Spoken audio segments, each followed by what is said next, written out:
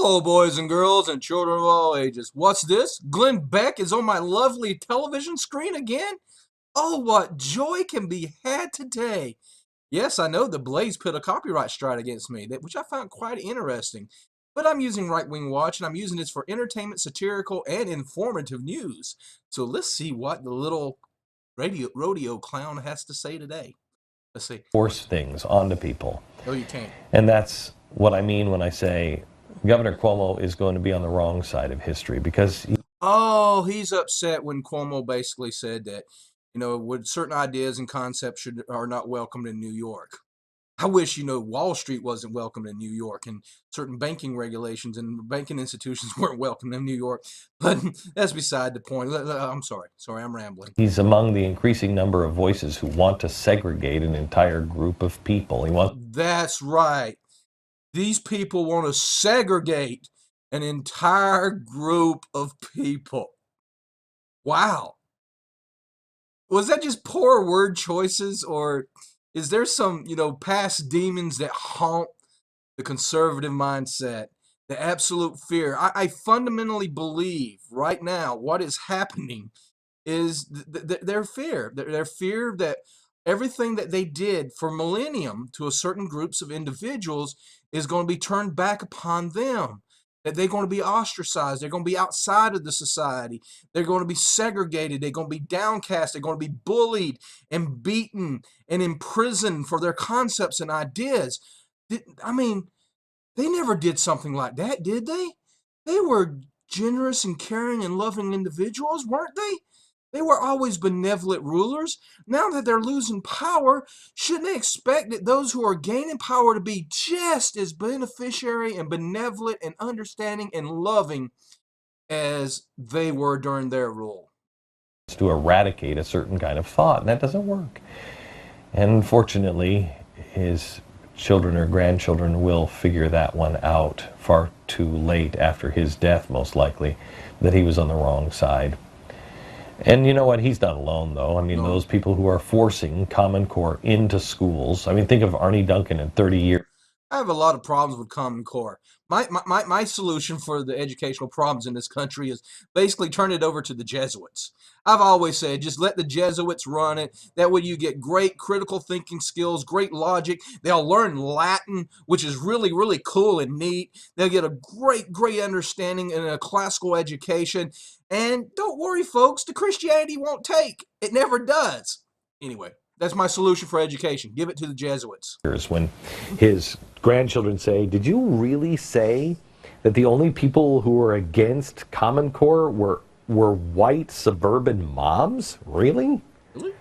Or Bill Nye the Science Guy, who said that teaching creationism is just dangerous and not appropriate for children. Amen. And I say to the grown-ups, if you want to deny evolution and live in your world that's completely inconsistent with everything we observe in the universe, that's fine. But don't make your kids do it, because we need them. How's he going to look? Really? Normal? Is he going to look like the people who threw Galileo up? I'm sorry. I'm sorry. I can't help it there. Seriously, let's rewind this. Galileo up? No, let's a little bit further. Let's like the people who... Wait, a little bit further. Is he going to look like the people who threw Galileo up? Wait. Who? Look like the people who threw Galileo up? No sense of irony. I'm not making this up. Look at this. Is he going to look like the people who threw Galileo up? Who were those people that threw Galileo up? Who was those people? There's just the irony just doesn't exist for him. And it's not supposed to. He's a paid shill. He's there just to sow confusion and derision in the ranks and offer comfort to the lower classes and make them hate other folks. That's what his job is, and he's paid fabulous amounts of money, and he's laughing all the way to the bank. It's a con. And as far as the thoughts that whether or not you can strip from society certain ideas and concepts and values, I'm an absolutist on the First Amendment. I'm an absolutist that you have the right to believe and say whatever you want to. But that does not exclude you from any fallout from those ideas and beliefs. Just because you have that right does not mean you are welcomed in the public square. There are certain thoughts you can't say in the public square. When you enter into the public square, a society has the right to say, no, we will not tolerate these concepts. And if you are putting forth concepts and ideas that are very detrimental to social cohesion in a society, I understand why a society smacks that down. Does it always make it right? No.